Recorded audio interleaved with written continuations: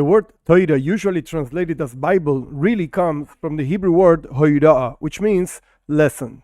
The Torah is a book of lessons. It's a book of life, how to live your life according to the will of God. And right at the beginning, we have a very powerful lesson.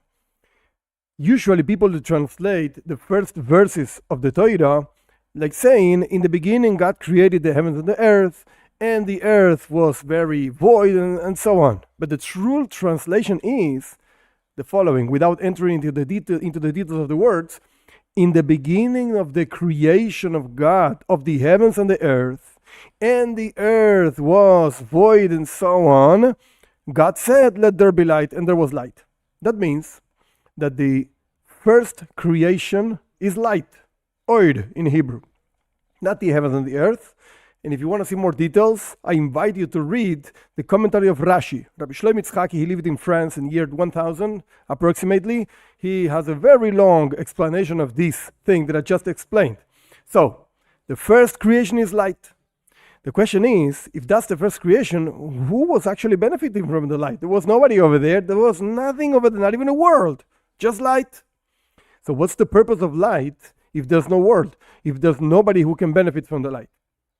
In order to understand this, our sages give an example. And the example is like an architect, a constructor. When he wants to build actually building a house and so on, first of all, he has an objective in his mind. What exactly he wants to build? What's the purpose of this whole building process and so on? And then he starts building. And moreover, sometimes they start building downwards. That means they make a hole in the ground. And you say, wait a second, I want a building of so many stores up in the heavens. And you're building down? What are you doing? You're digging a dig? That doesn't make sense. And the answer is, wait a second. Sometimes you have to dig down in order to go higher. So, the first thing a constructor has to have is the blueprint that is going to use in order to guide the building process. And that's what light actually means. Light is the purpose of creation. God wants us to find this light in every single deed, in every single word, in every single thought we actually do, talk, and think. But sometimes this light is hidden. And sometimes we have to work very, very hard and to dig down into ourselves and to dig down into the world in order to find this light. But the light is there.